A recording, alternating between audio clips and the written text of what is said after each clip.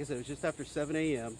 So as officers started arriving and more additional information was obtained, it was also learned that the suspect in this case, part of his episode, let me back up, that was in the 1500 block of East 16th Street, by the way.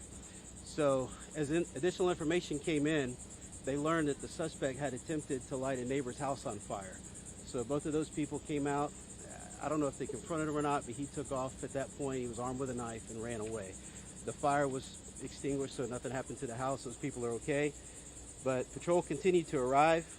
The information was updated to an attempted arson in addition to the mental ill episode that was going on. So one of the co-responders also deployed to the scene that was going to come try to help out, so to speak.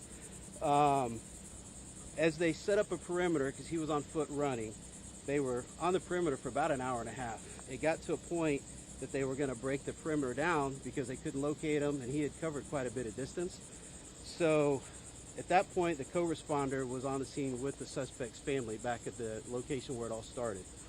At that point, just a couple minutes later, as they're breaking the scene down, one of our canine officers observes the suspect walking down the sidewalk and makes contact with him. The description had gone out. Our suspect had been shot in another incident as a victim previously, so he had some disfigurement in his face and scarring. So the canine officer immediately identified who it was, and he got out to make contact with him.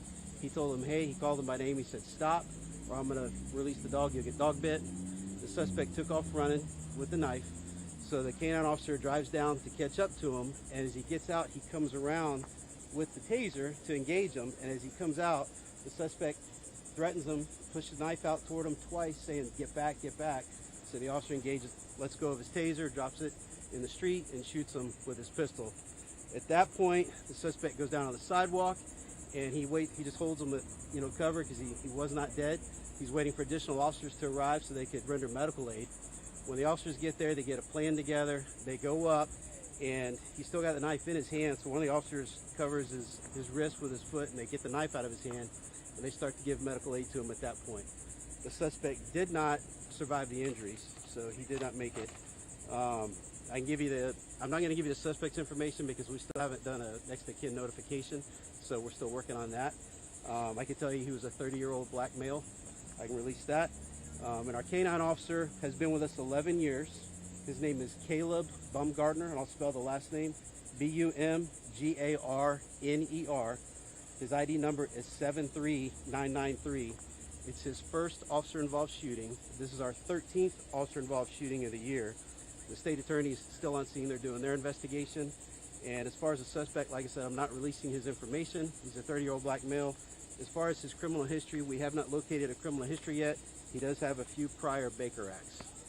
And with that, we can take any questions you have. Did it seem like he knew the folks at the house that he attempted to put on fire? I don't know. They're neighbors of his mother. I don't know if he lived there or not. That's all stuff they're still looking at. So did he actually try to light the house on fire, or he was going? He did. 2 different locations in the house. Of that house. And where was that house located? It's in the 1500 block of 16th Street. 200 blocks. Okay. And then how did we end here? This is where you got. He just ran. He ran for an hour and a half, and they had the perimeter, and they kept losing sight. They had the perimeter, they expanded, and he ended up basically 10 blocks away is where all this happened. Was the taser actually used? No, he had the taser as he got out, and as he got to the front of the car, he's well within that reactionary gap, and the guy confronts him and points the knife at him 2 times saying, get back, get back. That's a lethal encounter. At that point, he goes to lethal force. So he dropped his taser right in the road and went to his firearm. It's important to note also, first he warned because he was going to release the dog initially. Then he exited the vehicle and he was going to deploy his taser. Then when the knife enters the equation and the threat, he drops that taser and goes lethal. That's the order of how things happen. About how long were they looking for him? About an hour and a half. About an hour and a half this morning. Was there a helicopter involved? We just had some folks mention that they thought they saw or heard a helicopter. I haven't confirmed that, but there's usually a helicopter if they're available and we have a perimeter. So we haven't confirmed that, but I wouldn't be surprised. How many shots were fired? 5 shots. And just wanted to ask about Long Branch Elementary. I know it's kind of a couple blocks away. Is there a soft lockdown or anything going on at the school you're They're aware not of? in any danger at all whatsoever.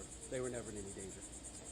Does JSO have I know you probably have a protocol with someone, you get a call about being mentally ill in a sense, but can you just describe, I guess, that maybe there's a fine line in terms of when there's a threat versus someone mentally ill, how to deal with that? Sure. So we have the co-responder program you guys all know about, right? So if it's not a violent situation, we'll deploy the co-responders. We're not going to put them in a situation, the sheriff's mentioned that at the town halls that we just had, we're not going to put a citizen in a violent situation where they become a victim of something. So in this case, he was here, it was upgraded to an arson. The guy was armed with a knife, but the co-responder was back with the family. I'm assuming and I haven't talked to them, but I'm assuming they're trying to get background information, anything that'll help kind of end this peacefully, right? So at that point, that's their role. If this has not been a violent encounter, they do respond with the officers to talk to the person. But anytime there's a weapon involved, we're never going to put them in that situation. And just to be clear, I know he motioned toward the officer, never actually cut the No, officer. no. And he said twice he motioned? 2 times. 2 times, and he said get back both times. And was the fire, was he using a lighter to try and start it, or? Whose house is this? A neighbor. Great, thank you, Sheriff.